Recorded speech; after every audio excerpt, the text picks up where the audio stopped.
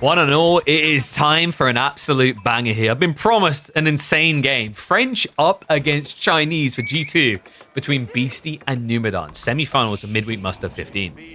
Yeah, interesting matchup, actually.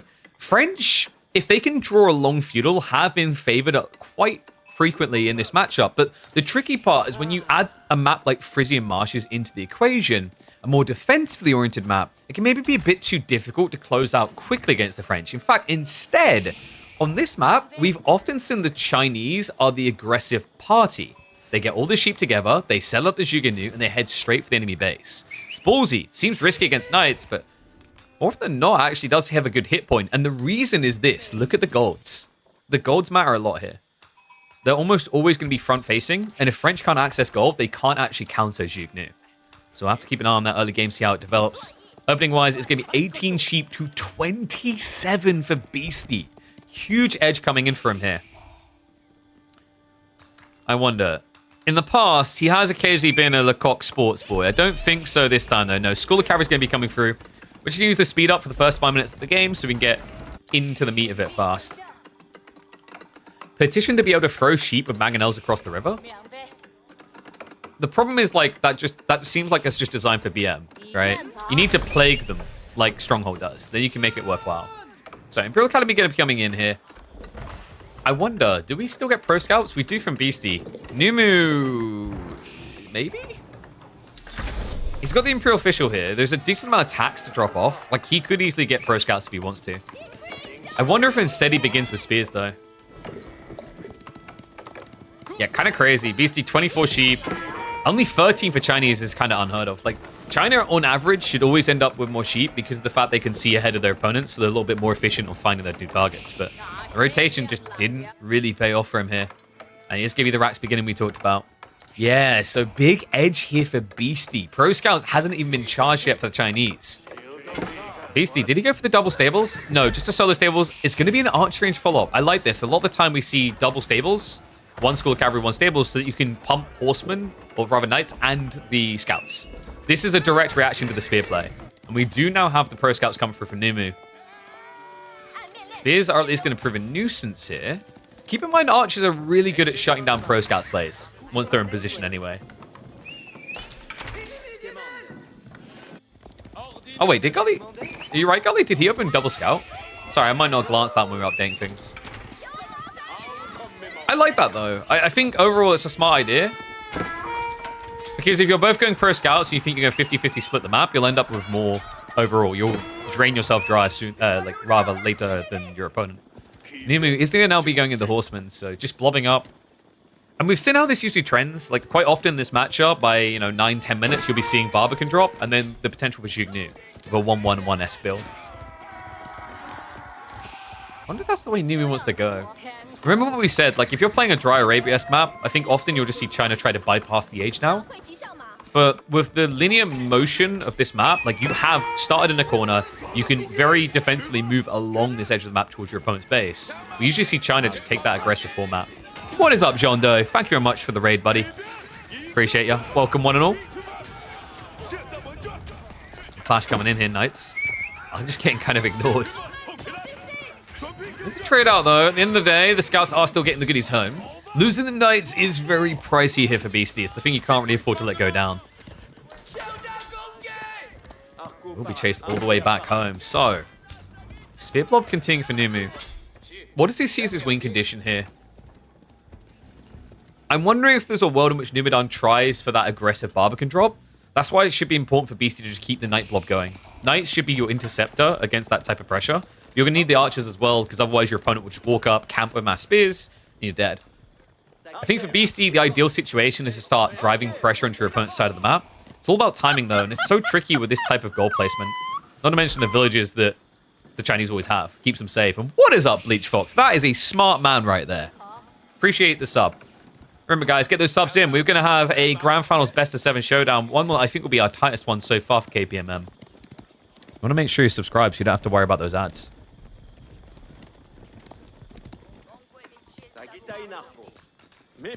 What do you guys think personally, by the way, about this matchup? Do you, when you see it, do you favor French press 1 or Chinese press 2?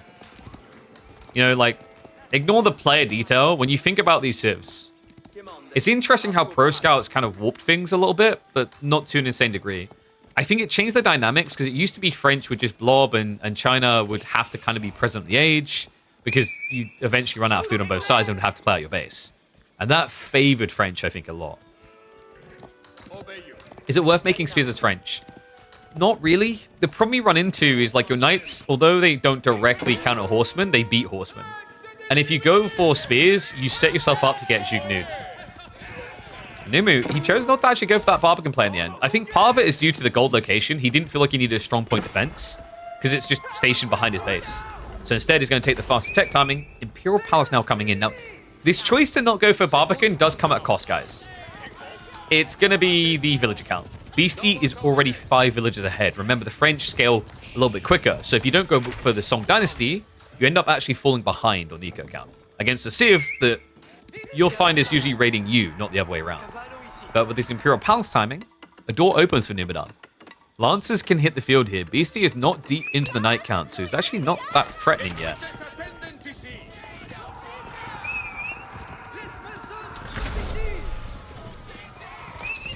Used to be the other way around. It used to be China favor, but not anymore in the current meta. It's an interesting take.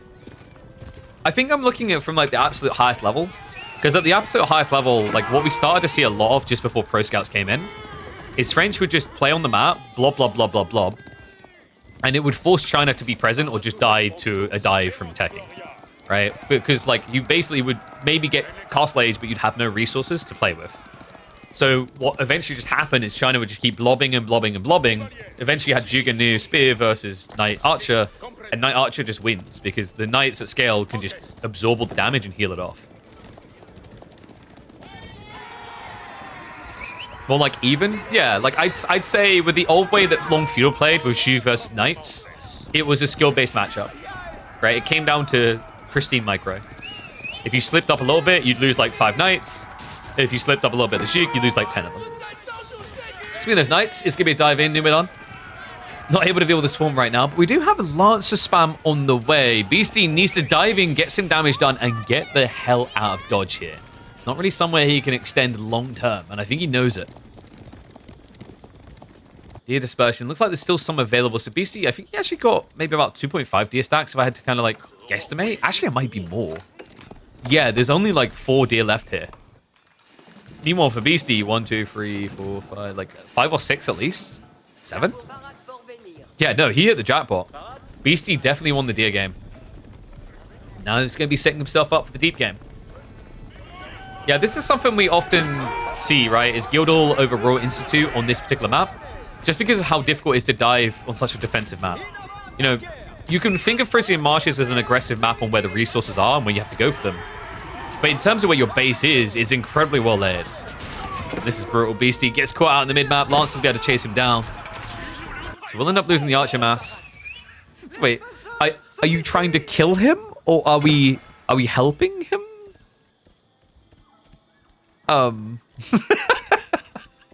Yeah, I'm glad he realized. God, could you imagine he just chases that all the way back to Beastie's base? Like, wait, I may have just fed.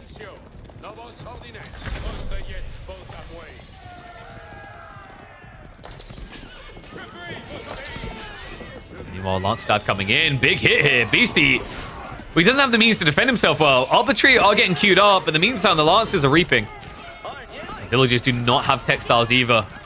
It's only 3 workers so far, actually. Beastie, I think he maybe intentionally placed his knights in these choke points to stop this kind of shuffle through. The formation shuffling working to a decent degree, but now 7 worker kills in tow. Numidan has to be content with that outcome. He's in a very good position here. He can keep the Lancer spam going. He maintains the advantage, and he's forced his opponent onto arbitrary. The only negative I'd say that exists for Numidan off this play is the fact he went Imperial Palace originally. He forced his opponent into arbitrary, and now he doesn't have Clock Tower Nest of Bees as an immediate and obvious counter to his opponent's next step.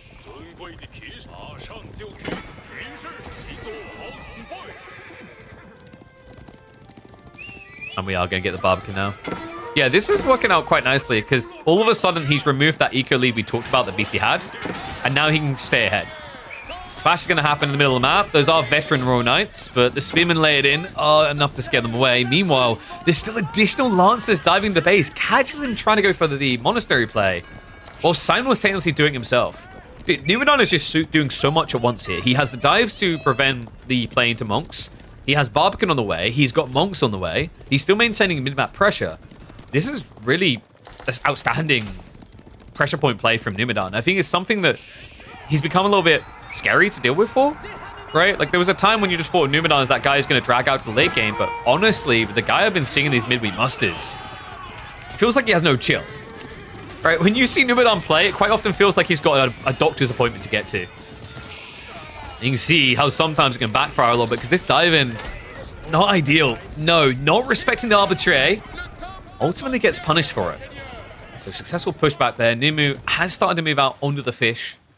I wonder if we have a transition coming here. Yeah, archery range is being dropped.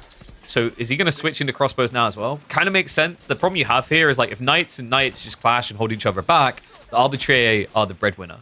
So you need to get that next layer of the cake, whether it's Nesta Bees like we talked about, or the Expos.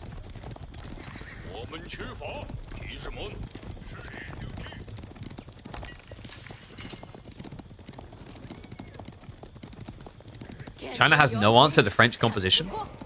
What, in, like, late game? Oh, I mean, have you met Nesta Bees, Mass Spears? A Keck W classic that actually is still really good against French. You also have to keep in mind China's economy is on average just much better than French in the late game. I don't know, when you talk about the late game, I never write China off. They're a force to be reckoned with for good reason. But the Knight is going to scout what's happening for the monks, but not able to stop him there. So they are splitting the relics here. It looks like it's going to be a 3-2 split in favor of Numenor. Yeah, he already took the central one. What's going up? So we're going to be hunkering down here, folks. Buckle yourselves into your seat, because we may end up seeing the late game.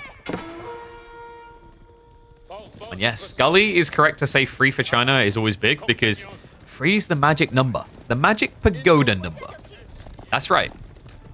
He could easily think about going Yuan here. In fact, Numenor is starting to stockpile. I think ever since the Zhu Ji build started to leverage Yuan very well, we've seen more Chinese players optimizing for that timing too. It's quite surprising, actually, that they kind of needed that wake-up call, but you know, we've said out loud how absurd the pagoda is. It ends up being, I think it's 250 resources per relic, as opposed to a standard 80. It even buffs the gold a little bit from, what, 80 to 100?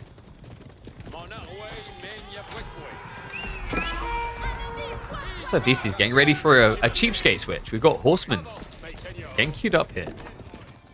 That's interesting. Maybe if you had Royal Bloodlines? Without it, is your frontline not going to be a little bit flimsy? I think Beastie doesn't want the direct fight. This is kind of classic Beastie logic. Instead of trying to directly contest, he's looking to try and whittle you down the flanks. That's what this is about. Maybe French can trade. He may need some walls. I mean, you could trade. Right? It's going to be one of those classics I love to do. It's like, you could stick your head in an oven. I wouldn't recommend it. He's way too open right now. Numenon's even checking that type of area. I think he's more interested in whether there's fishing going on here. But obviously, being here, you might as well check for the trade as well. Meanwhile, double Sacred Site cap now coming in for Beastie.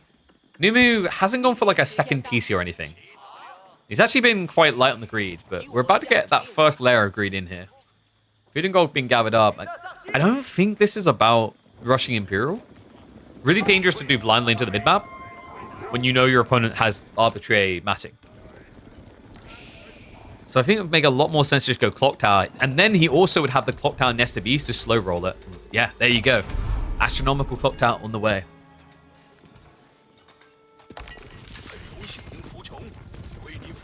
Isn't easy to wall this map. It's not really easy to wall any map anymore, if we're being totally fair. The changes in Season 9 really did just flip the table on defensive play, and I love it, personally. 2 TC from Beastie, by the way. Okay, so different layers of greed for different players here.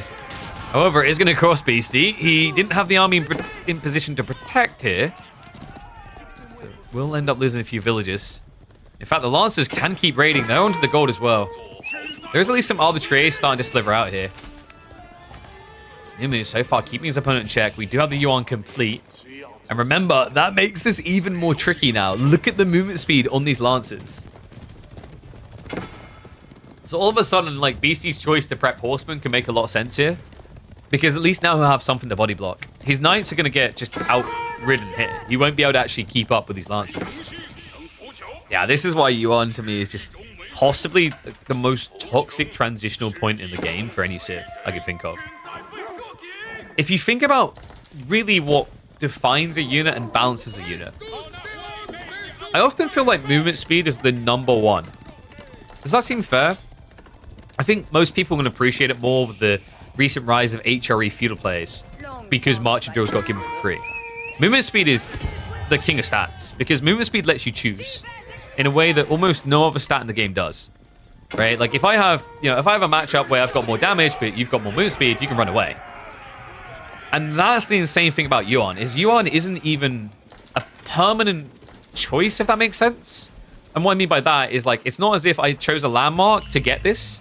I chose to build 2 landmark tribes. Now, admittedly, I can go off of this by going for Ming Dynasty, etc. But often when you think about the landmark choices along the way, how do you really force someone to want to go Ming?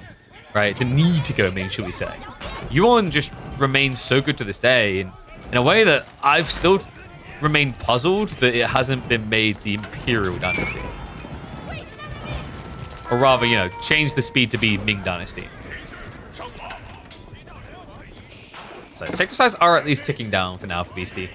And remember, he did build Guild Hall, so there is a play here, guys. In fact, he almost has the food necessary for a Red Palace drop. Likely over here. Might be that he actually goes deeper to secure the 8k gold, and then you can just drop a castle naturally next to this closer sacred site. And overall, Beastie's got a pretty stable position here. The pagodas are up, though. We talked about the advantage it gives you. I mean, just look at the resource gen on this. 62 food, 62 wood, 100 gold, and 25 stone. They need to buff Ming, not nerf Yuan. Yeah, you buff it by making the Yuan Dynasty speed effect the Ming Dynasty effect instead.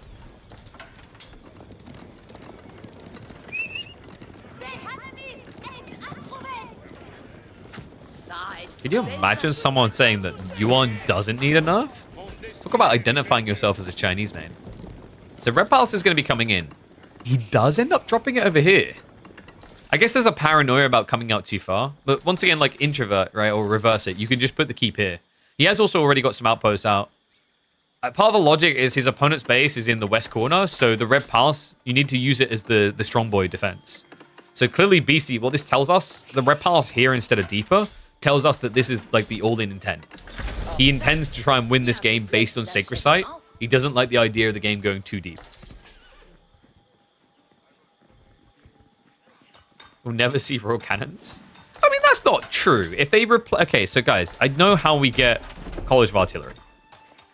All right, all you need to do is basically make the Revoltaquin shoot 62 damage obelisk shots.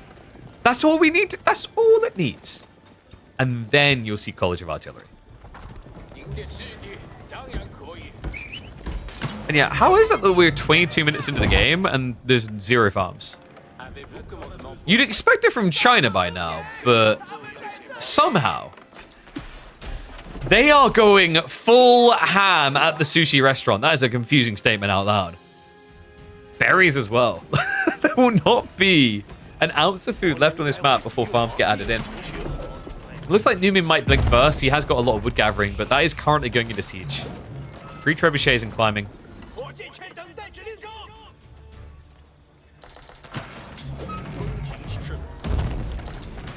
He has kind of got that easy decap opportunity on the seaside because that castle hasn't gone up from Beastie. The stone is being gathered. It's just... Is it going to be quick enough? I don't know if you can actually keep drop this. You have to find somewhere where the trebuchets don't see, and remember, their vision is their range. So it's very hard to not be seen here. And yeah, Beastie's 2 TC, but Numenor did go back for 1 as well. It's just a little bit delayed. And keep in mind, Beastie will stay ahead now, 2 TC versus 2, because it's no longer Song Dynasty. So Numenor, he lost the increased production rate. Looks like Beastie's going to back fully off onto the fish. Okay, seriously, is that like a bet here? Whoever adds farms first has to concede. Great Wall Gatehouse coming in as well. Oh, this is kind of sick, actually. Think about the position. From here, he can set up trebs to just deal with everything around the sacred sites. And he always has a retreat point now that Beastie can't afford to dive into. Because this landmark hits like a mother ducking truck. Nice Argonaut sneak in the meantime, though, because Numidan, although he walled all the way across, he actually never completed the walls to protect his base. So, good raid opportunity here from Beastie. Numu, we're 4 minutes out. There is a creep drop. Wait, are you kidding me? Okay, that's sick from Beastie. He sees where the trebs are, so he knows through the fog where their vision is limited around the tree line. He's using that against him here. Numidan doesn't know. He's about to find out, though. The Nesta Bees did reveal it. Unfortunately for him, it's too late. The castle drop is going to be successful, and we are now just 3.5 minutes away from a Beastie win in game number 2. Oi, oi, oi. Talk about uncomfortably frustrating. Numu, like, he got completely caught off guard by that. It makes sense as well, right? Like, obviously, you don't want to idle out your trebs, so Beastie's assessment that all the trebs were attacking at that moment so you can see where the vision's limited makes so much sense here. Now the walls. Cool choice, actually. Remember, the cannons can creep in sometimes to just find those snipes. And remember, these are not clock tower trebuchets. They do die quite fast. In fact, even the Nesta Bees are primarily non-clock tower. That is one important detail here, by the way, folks. And you can see Luminar's leaning into it. There's a lot of Nesta Bees. There's a lot of arbitrary. Remember what I said about how you can deal with the French here. Additional barrels about to complete. So even more DPS where you're getting bonus damage against arbors. The village is on the wall. Were on the wall. I just love how casually they just fall down 2 flights of wall. Like, oh yeah, no, yeah, just don't mind me. Gravity's returned me to the soil. Sometimes I wonder if these villagers are cats for that reason. Just land on all feet. Horsemen are going to try to raid in a bit prematurely, though. There's at least one Nesta Beast to grab. So Beastie, if it seems like he's jumping the gun, it's because he kind of needs to. His castle's about to go down. His arbitrary will not be able to fight this. Also, remember, just behind us, the Great Wall Gatehouse stops any flank attacks for Beastie. If you ride the horsemen under here, they're going to get torn asunder by the landmark. So Decap now coming in. Numidan looking comfortable on this point. Arbitrary are going to start stepping up, but the Nesta Bees are an undeniable threat here. There is an attempt to decap on the other side, but have you met Red Palace? Yes? Okay, leave. He keeps triggering the decap. It's just tricky to try and stand there. These cannons are just so lethal. Only takes 3 hits to get a kill. I say only. Feels like a long time when you watch the reload bar. And the repairs. Sick. Well done. Love that from Numu. Live or die by the villagers. Now the Nesta Bee shots come in. Even catches the cannon. So no anti-siege. Other Trey gonna get mopped up. Beastie, what's going on here? I think maybe he just felt a little bit stuck for a moment there. Thought, oh, maybe there's a way that I can just edge in. No denying it. This game is going to be going deeper. So surely it is about time we built farms, right? Right? What? How? We're 30 minutes in the game. You have to build farms at this point. Like, there isn't much left, surely. Now, BC actually has quite a lot of fish over here, surprisingly enough. But Numu, I'm almost certain he's dry.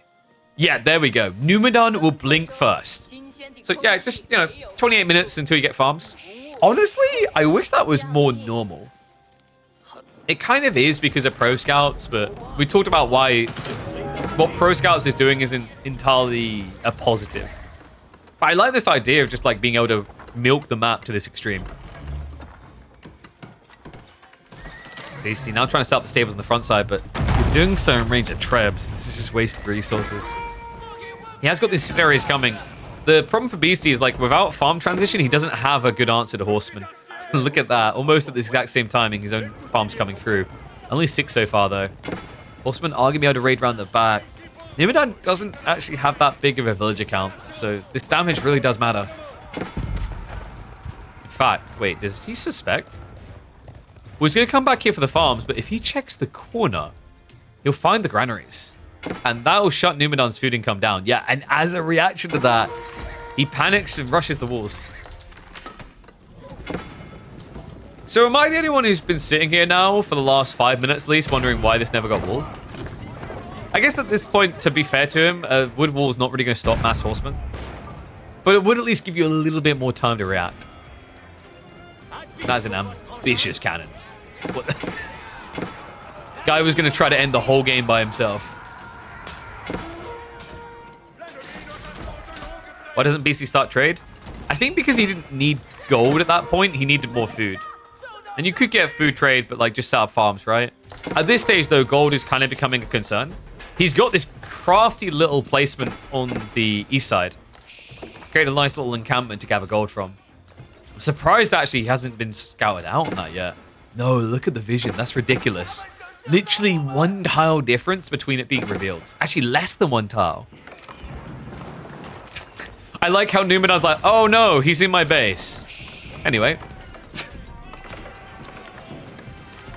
Remember, guys, in life, things can only hurt you if you acknowledge them.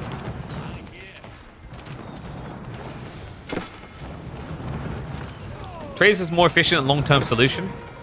Sure, but the trade-off is the cost in the intermission, right? Like, if you go traders, they're not cheap. And they take a while to start returning their value compared to villagers. Villagers just can feel a lot safer in these situations. Let's be. I'm not going to start mopping up the troopers who got in. We do have the army tactics finally on the way. And now, there we go. Stonewall. He's like, okay, maybe now it's time to start protecting those villagers at home. So what does Beastie look to do in this game now? He can't be thinking Sacred Site again, right? 10 minutes is quite the drag. If maybe you sing up trade, it kind of makes sense. But Beastie has to be the offensive high. Look at the map. Do you notice something different about the 2 players here? One of them's walled. BC only walled that small gold area, that was it. And yeah, you're seeing what I was talking about with the horseman dives. This is just so difficult to do against Great Wall Gatehouses. However, the cannons... they almost get through it. Spearman not quite quick enough, even the Yuan. Beastie has got hand cannoneers now added in. However, the nest of bees are a counter to that as well. The cannons are crucial here. 4 of them even capable of sniping down, I believe, Clocktown nest of bees.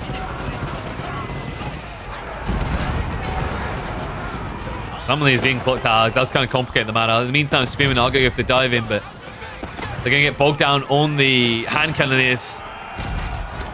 Beastie, where's the food, man? It's kind of crazy. Like, he's got 2,000 food income a minute, 2,000 food in the bank. But when you look at the size of the army, the numbers don't quite add up. No, I'm wondering, does he actually have that much production? 6 stables, 3 archer ranges. That is nothing at this level of economy. Other side of this, we're talking about 14 Raxes for Numidan. Yeah, it's unlimited speardom.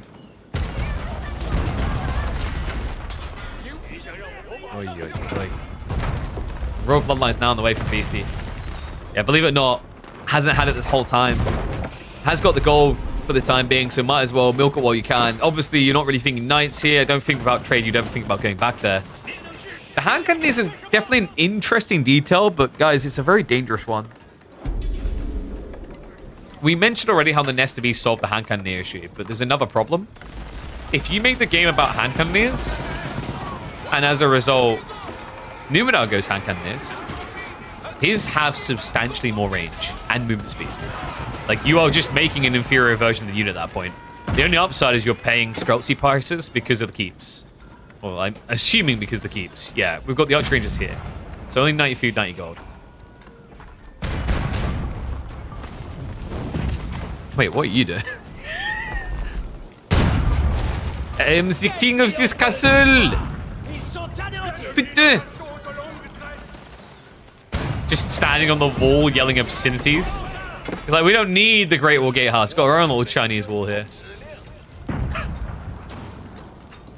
Oh, wait. Was he mocking him for putting the gate up the wrong way?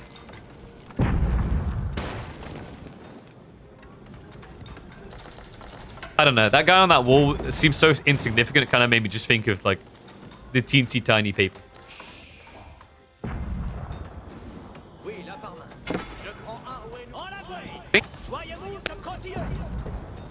Okay here, guys.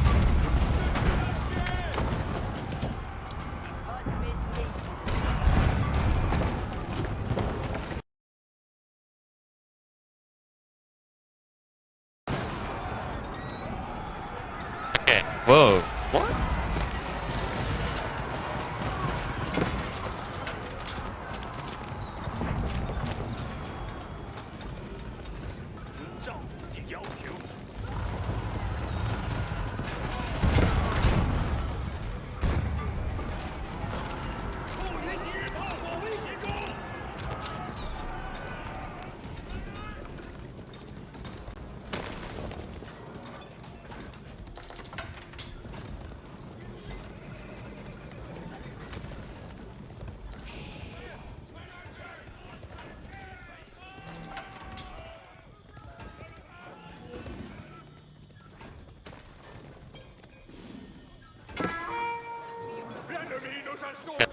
Oh.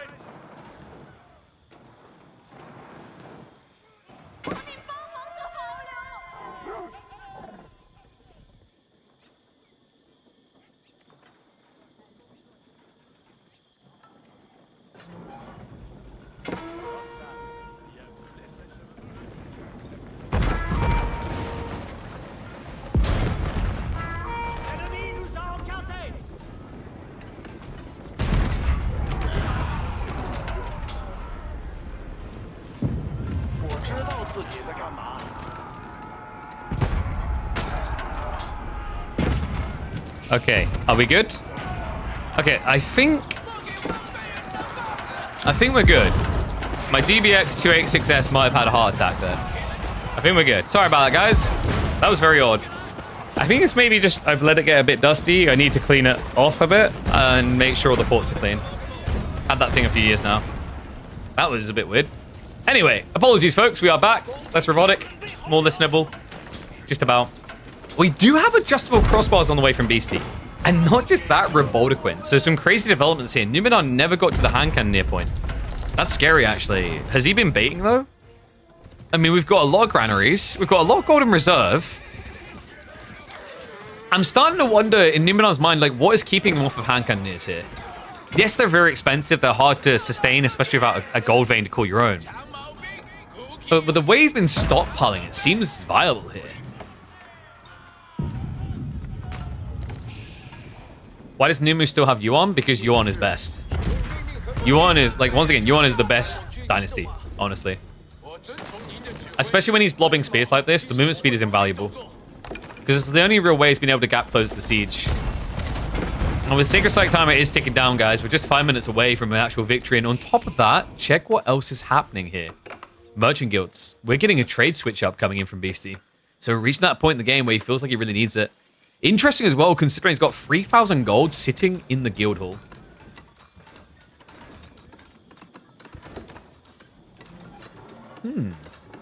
Wait, what? Wait, what?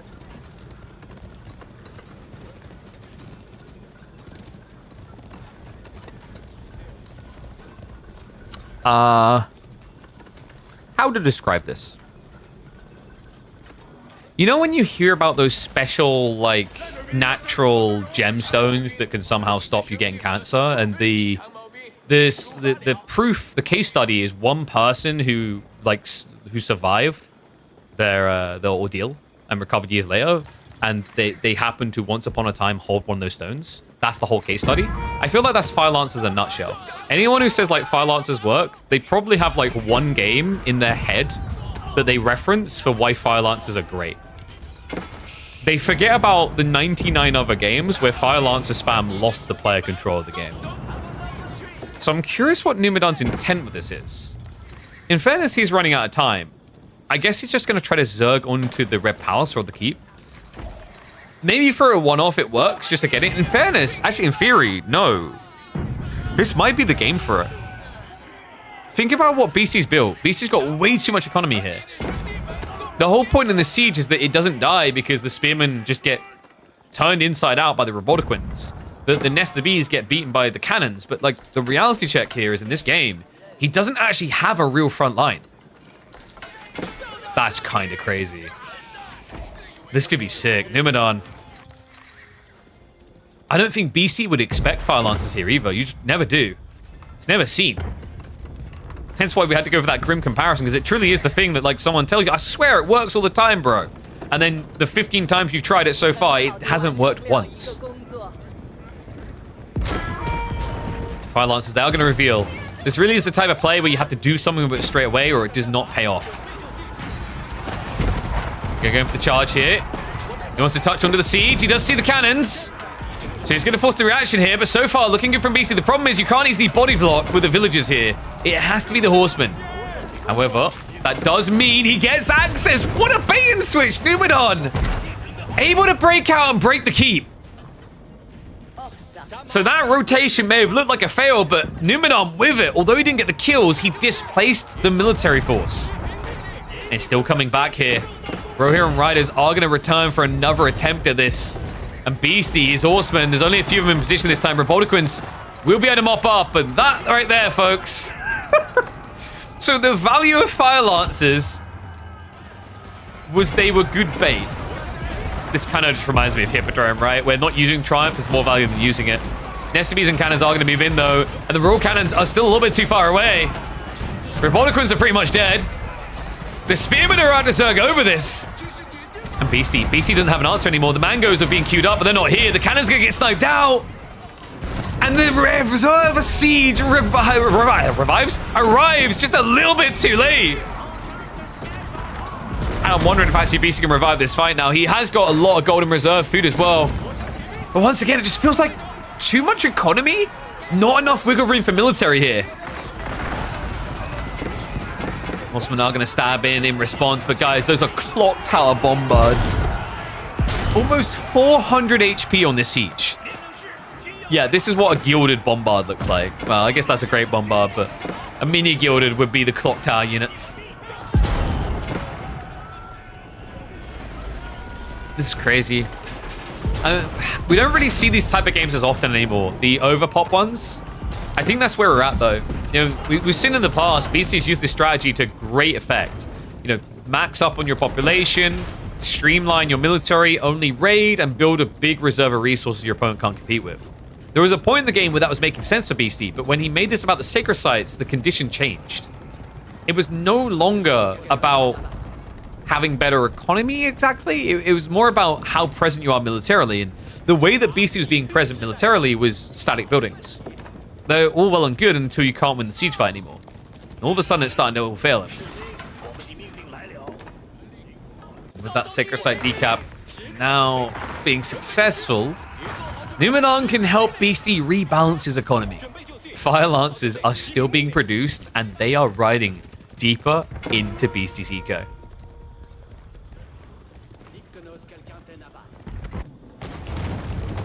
Beastie still tries to go back on the offensive. I gotta respect this. He understands if he stands still, the Yuan Dynasty Fire Lancers are gonna be too quick. The problem is, doesn't this entire army just feel a little bit cowed by Blob Spears? Especially if Nest of Bees are backing him up. Instead of giving the Bombards following up quickly. Fire Lancers getting in on the gold workers. He has also discovered the trade. He knows what's happening in the back. Beastie just trying to go for the victory, though. The problem is there's still a Great Wall Gatehouse fully up and operational over here. So this won't be enough to end the game. Nest of Bees able to counter the cheesy hand cannoneer play here. Remember, you don't reduce the siege damage you take. So we'll get cleared up off the wall. Meanwhile, Spearmen are able to dive in onto the cannons. The primary TC is on fire. And the Horsemen are riding deeper, but that's an expensive loss there for Beastie. He can afford to replace. He's still got 3,000 gold in reserve. But look at what Numadon is doing now. He's found the trade. He's cutting it down with the Fire Lancers. And he's not stopping at one wave. We have more and more coming. And I think the tricky part for Beastie is genuinely these stone walls. He's having to rotate so far just to get into the economy in the end. Right, everything he wants to target is actually down here. The farms are really how you stop Numadon. Fire Lancers is not cheap on food, folks. So if Beastie could idle this area, thumbs up. But right now, with the way that Numadon's base is layered, The fact that Beastie doesn't have any easy way of sneaking in with a cannon to break this. He's taking twice the time to get to a valuable position compared to Numidan. And you can argue Numa needs to get all the way back here to stop the trade, but the reality is you can actually just as easily dive through the front of the base, because traders will always come here.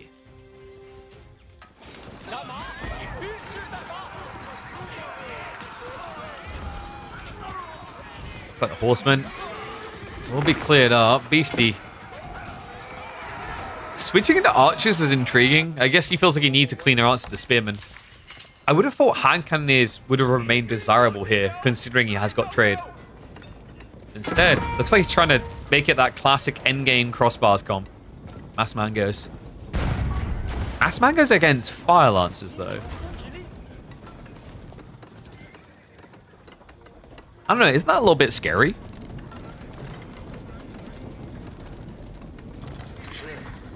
Because, like, once again, Beastie, because he hasn't gone Spearman, he doesn't have a way of stopping them charging him for the dispersion damage. And then after that dispersion damage, specifically against Siege, they get insane amounts of bonus damage here. You see that right there, 35 damage per strike.